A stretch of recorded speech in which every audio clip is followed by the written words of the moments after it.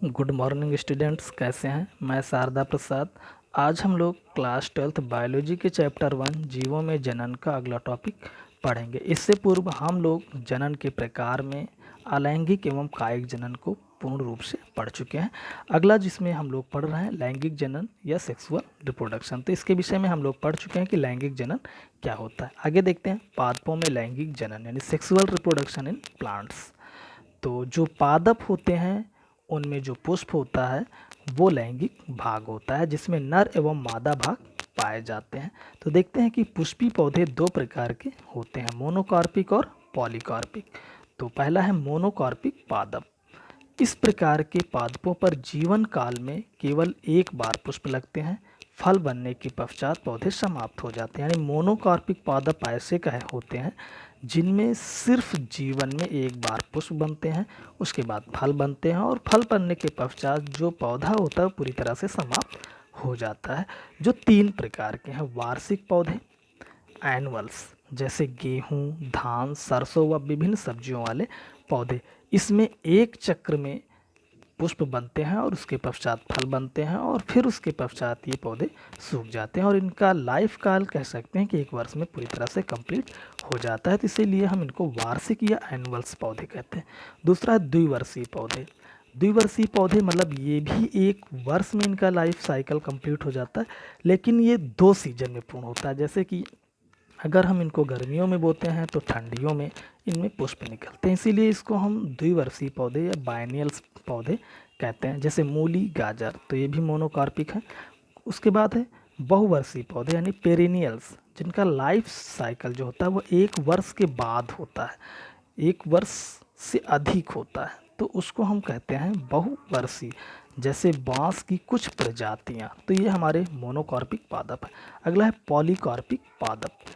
इस प्रकार के पादपों पर प्रतिवर्ष एक निश्चित महीने या मौसम में फूल व फल लगते हैं। यानी कि पॉलीकार्पिक पादप ऐसे होते हैं जिसमें जो फल या पुष्प लगने की जो प्रक्रिया है वो प्रत्येक वर्ष एक निश्चित मौसम में लगते हैं।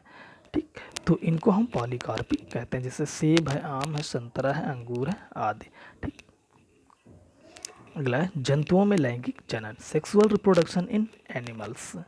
तो देखते हैं क्या है कि सभी प्राणी अपने जीवन में एक निश्चित अवस्था तक वृद्धि कर परिपक्वता तक पहुंचते हैं। यानी कि जो भी जंतु जन्म लेता है तो पहले शिशुअवस्था, बाल्यावस्था, फिर आगे चल के किशोरावस्था या फिर प्रौढ़ावस्था या फिर वृद्धावस्था, यानी कि एक क्रम आता है और उस क्रम में वो अपनी परिपक्वता को प्राप्त करते हैं और लैंगिक जनन प्रारंभ करते हैं।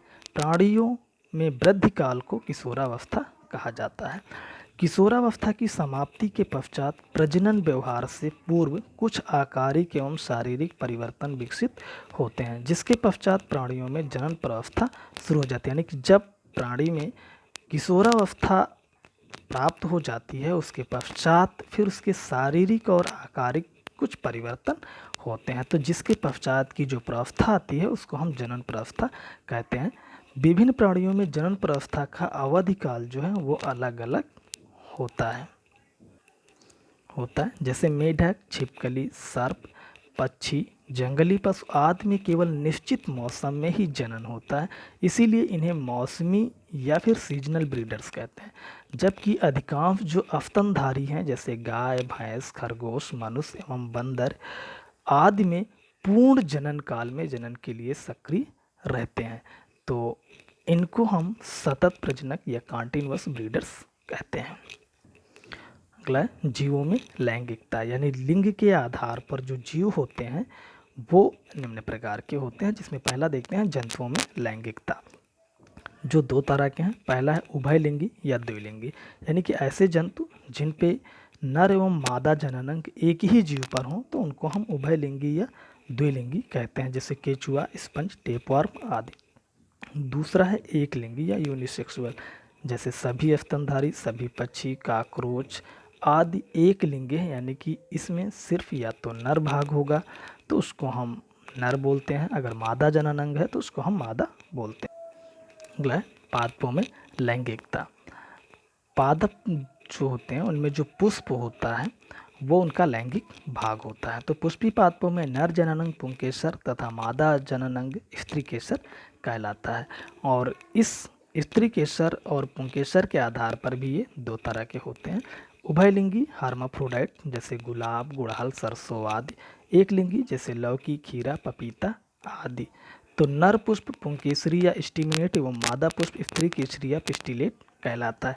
यानी कि जो उभयलिंगी होते हैं उनमें नर एवं मादा दोनों भाग एक ही पुष्प पर पाए जाते हैं, जबकि जो एक लिंगी होते हैं वो या तो पुंकेसरी होते हैं या फिर स्त्री केसरी। यानी कि अगर पुष्प में नर भाग है तो ऐसे पुष्प को हम पुंकेसरी बोलते हैं या स्टिमुलेट बोलते हैं।